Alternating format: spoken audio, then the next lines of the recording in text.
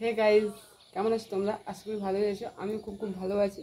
আর আজকে যাচ্ছি কোথায় বলো তো? আজকে আমি যাচ্ছি আমার ফ্রেন্ডের বাড়ি, আর তোমাদের সাথে ওটা শেয়ার করবো। চলো, আমাদের রামপুর যাচ্ছি আমি। রামপুরে যদি কেউ আমার সাবস্ক্রাইব থেকে থাকো তাহলে অবশ্যই এই ভিডিওতে কমেন্ট করে জানাবে যে রামপুরের আছো কি না, ঠিক আছে? আর আমি রামপুর যাচ্ছি, ওইখানে কীর্তন, ওই জন্য আমাকে ইনভাইট করেছে আমার ফ্রেন্ড। আর ওইখানে যাচ্ছি, আর ওই ফ্রেন্ড আমার বাড়ি এসেছিলো, তার জন্য জোর জবরদস্তি করে বলছে আমাকে যে আমাকেও মানে যেতে হবে ওর বাড়ি, কারণ ও আমার বাড়িতে এসেছিলো, ওই জন্য ওর বাড়িতে যেতে হবে। চলো তাহলে, কিছু করার নেই, যেতে হবেই।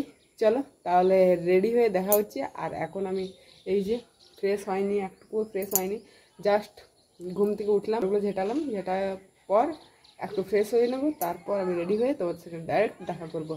চলো।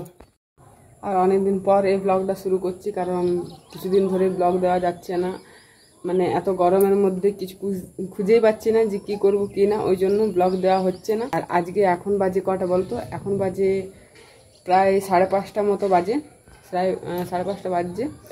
আর আমরা 6টার সময় বেরিয়ে যাব, 6টা 6:30 সময় বেরিয়ে যাব। চলো তাহলে, রেডি হয়ে দেখা হচ্ছে। আর এই ব্লগটা অবশ্যই দেখো, কারণ আমার ফ্রেন্ডের বাড়ি যাচ্ছি, কেমন মজা করি, কেমন কি করি, অবশ্যই দেখতে থাকো। চলো। এই যে আমি রেডি হয়ে গেছি, দেখতেই পাচ্ছ, একদম সিম্পল, একদম সেজেছি। আর ও এখনো দোকান থেকে আসেনি, কখন যে দোকান থেকে আসবে সেটাই মানে ভাবছি, কতক্ষণে আসে, অনেক টেনশন হচ্ছে, অনেক কিছু। দরজা খোলা আছে, দেখতে পাচ্ছ কত সন্ধ্যা হয়ে গেল, মানে অনেক সন্ধ্যা হয়ে গেলে যেতে অনেক প্রবলেম হবে। চলো আমি দোকান যেয়ে ওকে ডেকে নিয়ে আসি, তারপর তোমার সঙ্গে দেখা হচ্ছে। এই যে ও চলে এলো, আর ও অনেক রাত করে নিল, কারণ দোকানে অনেক খদ্দের ছিল, তার জন্য জিনিস দিতে অনেক লেট হয়ে গেল। আমরা তা করতে বেরিয়ে পড়লাম, আর এইখানে মিষ্টির দোকানে মিষ্টি নিয়ে নিলাম। আর তারপর আমরা পেট্রোল পাম্পে চলে গেলাম, কারণ আমি বললাম যে পেট্রোল পাম্পে আগে তেল ভরে নাও, কারণ তেল না ভরলে কিছুই হবে না। আর কালকে বাপের বাড়ি যাব, বলে না আগে থেকে ভাবলে কোনো কিছুই হয় না। ভেবেছিলাম রাত পর্যন্ত যাব করে, কিন্তু রাত পর্যন্ত ভেবেও কিছু হলো না, কারণ তারপর দিন আমাদের বাপের বাড়ি যাওয়া হলো না। আমার খুব খারাপ লাগছিল। আর তা করতে করতে, ওর সাথে গল্প করতে করতে বলে ফেললাম, দেখো এই যে লাইট দেখা যাচ্ছে, এটাই মনে হয় ওদের গ্রাম। কারণ ওদের গ্রাম তো এই ফার্স্টবার যাচ্ছি, কোনো দিন তো যাইনি, আর সত্যি চলে এলাম ওদের গ্রামে। আর তারপর ওদের বাড়ি চলে এলাম, ওদের বাড়ি চলে এসে আমাদের একা ফেলে রেখে চলে গেছে। আমি বললাম যে আমাদেরকে একা রেখে চলে যাচ্ছে সবসময় এটা ওটা আনতে, আর অনেক কিছু খাওয়ালো, বাপরে বাপ। আমি তো বললাম এত কিছু খাবার দাও না গো, খেতে পারবো না, তাও জবরদস্তি খেতে হলো, কিছু করার নেই। আর ওর সাথে কীর্তন করতে, মানে সরি, কীর্তন করতে না, কীর্তন দেখতে বসে গেছি। আর ও তো খুব মানে কথা বলে আমার মতনই, আমি যেমন কথা বলি। আর এটা হচ্ছে ওর যাও কিন্তু খুব মিষ্টি, খুব ভালো, আমার সাথে খুব কথা বললো। আর আমরা কীর্তন দেখছি, এই যে দেখো কত সুন্দর কীর্তন করছে, আর হেবি মজা লাগছে। তারপর আমি ওকে বললাম চলো এবার তোমাদের ড্যাম দিকে ঘুরে আসি, ড্যামটা রাস্তাটা দেখে আসি কোন দিকে ড্যাম। আর তা করতে ওদের বাড়ি এলাম, দেখছি যে কারেন্ট নেই ওদের বাড়িতে। আর কারেন্ট না এসে কী করছে, ফ্লাশ জ্বালিয়ে ফ্রিজ থেকে বোতল বার করে এবার বলছে আমি জল খাবো।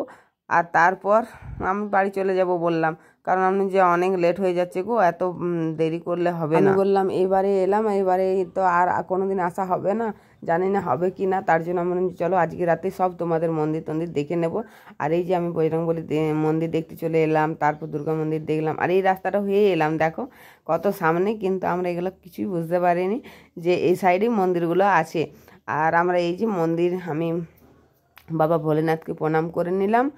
আর বাবা ভোলেনাথকে প্রণাম করার পর আমি বললাম যে চলো তাহলে এবার বাড়ি যাওয়া যাক, কারণ অনেক লেট হয়ে যাচ্ছে। আমার শাশুড়ি মা একাই আছে, আর বাবা তো কীর্তন করতে গেছে, তার জন্য বাবা বাড়ি নেই, আর মা একাই আছে।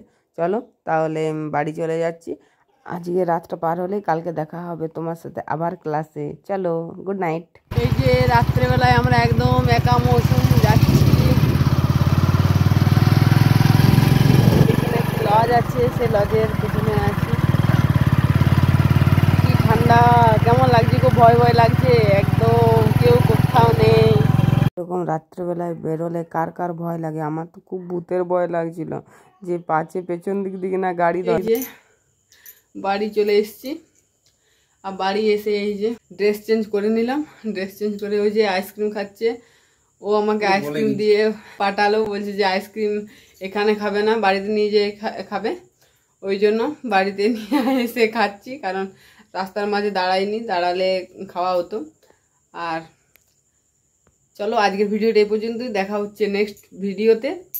আর tata, bye bye, good night. Comment share করতে ভুলো না। টাটা।